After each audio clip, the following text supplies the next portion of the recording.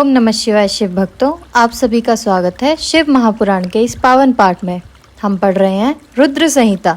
यह आधारित है गीता प्रेस गोरखपुर की दिव्य प्रस्तुति पर। आज का अध्याय है यज्ञदत्त कुमार को भगवान शिव की कृपा से कुबेर पद की प्राप्ति तथा उनकी भगवान शिव के साथ मैत्री।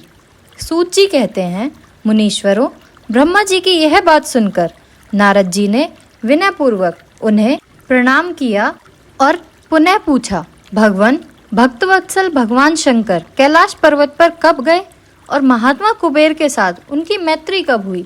परिपूर्ण मंगल विग्रह महादेव जी ने वहाँ क्या किया? यह सब मुझे बताइए। इसे सुनने के लिए मेरे मन में बड़ा कौतूहल है। ब्रह्मा जी ने कहा, नारद सुनो, चंद्रमौली भगवान शंकर के चरित्र का वर्णन करता हूँ। वे कैसे कैलाश पर्वत पर गए और कुबेर की कैसे उनके साथ मैत्री हुई, यह सब सुनाता हूँ। काम्पिल्य नगर में यज्ञदत्त नाम से प्रसिद्ध एक ब्राह्मण रहते थे, जो बड़े सदाचारी थे। उनके एक पुत्र हुआ जिसका नाम गुणनिधि था। वह बड़ा ही दुराचारी और जुआरी हो गया था। पिता ने अपने उस पुत्र को त्याग दिया। वह घर से निकल गया और कई दिनों तक भूखा भटकता रहा। एक दिन वह नैवेद्य चुराने की इच्छा से एक शिव मंदिर में गया। वहाँ उसने अपने वस्त्र को जलाकर उजाला किया। यह मानो उसके द्वारा भगवान शिव के लिए दीपदान किया गया। तत्पश्चात वह चोरी में पकड़ा गया और उसे प्राण दंड मिला। अपने कुकर्मों के कारण वह यमदूतों द्वारा बांधा गया। इतने में ही भगवान शंकर के पार्षद वहां आ पहुंचे और उन्होंने उसे उनके बंधन से छुड़ा दिया। शिव गणों के संग से उसका हृदय शुद्ध हो गया। अतः वह उन्हीं के साथ तत्काल शिवलोक में चला गया। वहां सारे दिव्य भोगों का उपभोग तथा उमा महेश्वर का सेवन करके कालांतर में वह कलिंग राज अरिंदम का पुत्र हुआ। वहां उसका नाम था दम। वह निरंतर भगवान शिव की सेवा में लगा रहता था। बालक होने पर भी वह दूसरों बालकों के साथ शिव का भजन किया करता था। वह क्रमशः युवा अवस्था को प्राप्त हुआ और पिता के परलोक गमन के पश्चात राज सिंहासन पर बैठा। राजा दम बड़ी प्रसन्नता के साथ सब और शिव धर्मों का प्रचार करने लगे। भूपाल दम का दमन करना दूसरों के लिए सर्वथा कठिन था। ब्राह्मण समस्त शिवालयों में दीपदान करने के अतिरिक्त वे दूसरे किसी धर्म को नहीं जानते थे। उन्होंने अपने राज्य में रहने वाले समस्त ग्रामाध्यक्षों को बुलाकर यह आज्ञा दे दी कि शिव मंदिर में दीपदान करना सबके लिए अनिवार्य होगा। जिस जिस ग्राम अध्यक्ष के गांव के पास जितने शिवालय हों, वहां बिना कोई विचार किए सदा दीप जलाना चाहिए। आजीवन इसी धर्म का पालन करने के कारण राजा दम ने बहुत बड़ी धर्म संपत्ति का संचय कर लिया। फिर वे काल धर्म के अधीन हो गए। दीपदान की वासना से युक्त होने के कारण उन्होंने शिवालयों में बहुत से दीप जलवाए और उसके फलस्वरूप जन्मांतर में वह रत्नमय दीपों की प्रभा के आश्रय हो अलकापुरी के स्वामी हो गए। इस प्रकार भगवान शिव के लिए किया हुआ थोड़ा सा भी पूजन या आराधन समय अनुसार महान फल देता है। ऐसा जानकर उत्तम सुख की इच्छा रखने वाले लोगों को शिव का भजन अवश्य करना चाहिए। वह दीक्षित का पुत्र, जो सदा सब प्रकार के अधर्मों में ही रचा पचा रहता था, दैव योग से शिवालय में धन चुराने के लिए गया और उसने स्वार्थवश अपने कपड़ों को दीपक की बत्ती बनाकर उसके प्रकाश से शिवलिंग के ऊपर का अंधेरा दूर कर दिया। इस सत्कर्म के कारण वह कलिंग देश का राजा हुआ और धर्म में उसका अनुराग हो गया। फिर दीप की वासना का उदय होने से शिवालयों में दीप जलवाकर उसने वह दिक्पाल का पद पा लिया। मुनीश्वर, देखो तो सही, कहाँ उसका वह कर्म और कहाँ वह दिक्पाल की पदवी जिसका वह मानव धर्मा प्राणी इस समय यहाँ उपभोग कर रहा है। तात, यह तो उसके ऊपर शिव के संतुष्ट होने की बात बताई गई है। अब एक चित्त होकर यह सुनो कि किस प्रकार सदा के लिए उसकी भगवान शिव के साथ मित्रता हो गई। मैं इस प्रसंग का तुमसे वर्णन करता हूँ। नारद, पहले के पाद्यकल्प की बात है। मुझ ब्रह्मा के मानस पुत्र पुलत्स्य से विशर्वा का जन्म हुआ और विशर्वा के पुत्र वैश्रवन कुबेर हुए।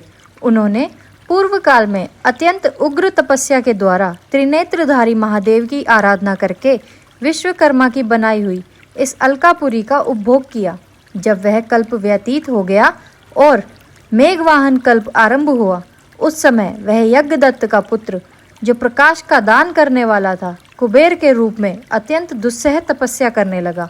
दीप दान मात्र से मिलने वाली शिव भक्ति के प्रभाव को जानकर वह शिव की चित्त प्रकाशिका काशीपुरी में गया और अपने चित्त रूपी रत्नमय प्रदीपों से 11 रुद्रों को उद्बोधित करके अनन्य भक्ति एवं स्नेह से संपन्न हो वह तन्मयता पूर्वक शिव के ध्यान में मग्न हो निश्चल भाव से बैठ गया।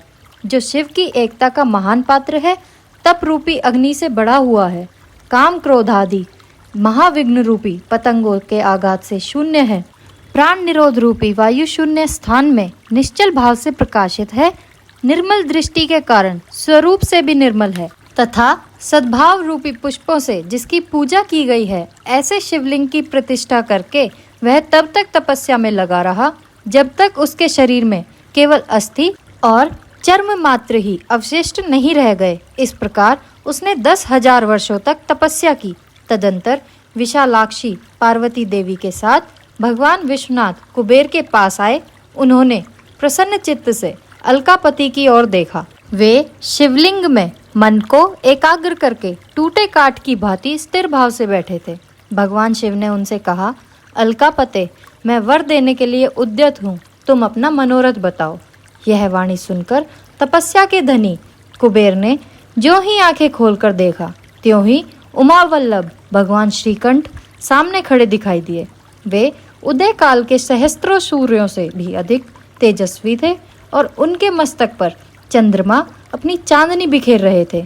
भगवान शंकर के तेज से उनकी आंखें चौंधिया गईं, उनका तेज प्रतिहत हो गया और वे नेत्र बंद करके मनोरथ से भी परे विराजमान देव देवेश्वर शिव से बोले, नाथ, मेरे नेत्रों को वह दृष्टि शक्ति दीजिए जिससे आपके चरणार विंदों का दर्शन हो सके। स्वामिन, आपका प्रत्यक्ष दर्शन हो, यही मेरे लिए सबसे बड़ा वर है। ईश, दूसरे किसी वर से मेरा क्या प्रयोजन है? चंद्रशेखर, आपको नमस्कार है।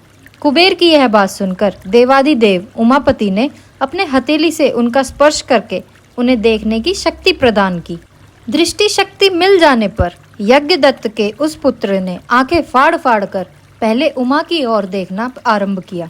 वह मन ही मन सोचने लगा, भगवान शंकर के समीप यह सर्वांग सुंदरी कौन है? इसने कौन सा ऐसा तप किया है जो मेरी भी तपस्या से बढ़ गया है? यह रूप, यह प्रेम, यह सौभाग्य और यह असीम शोभा सभी अद्भुत है। वह ब्राह्मण कुमार बार बार यही कहने लगा। जब बार बार यही कहता हुआ वह क्रूर दृष्टि से उनकी ओर देखने लगा, तब वामा के अवलोकन से उनकी बाएं आंख फूट गई। तदंतर देवी पार्वती ने महादेव जी से कहा, प्रभु, यह दुष्ट तपस्वी बार बार मेरी ओर देखकर क्या बक रहा है? आप मेरी तपस्या के तेज को प्रकट कीजिए। देवी की यह बात सुनकर भगवान शिव ने हंसते हुए उनसे कहा, उमे, यह तुम्हारा पुत्र है। यह तुम्हें क्रूर दृष्टि से नहीं देखता, अपितु तुम्हारी तप संपत्ति का वर्णन कर रहा है। देवी से ऐसा कहकर भगवान शिव पुनः उस ब्राह्मण कुमार से बोले, वत्स, मैं तुम्हारी तपस्या से संतुष्ट होकर तुम्हें वर देता हूँ। तुम निधियों के स्वामी और गुहियों के राजा हो जाओ।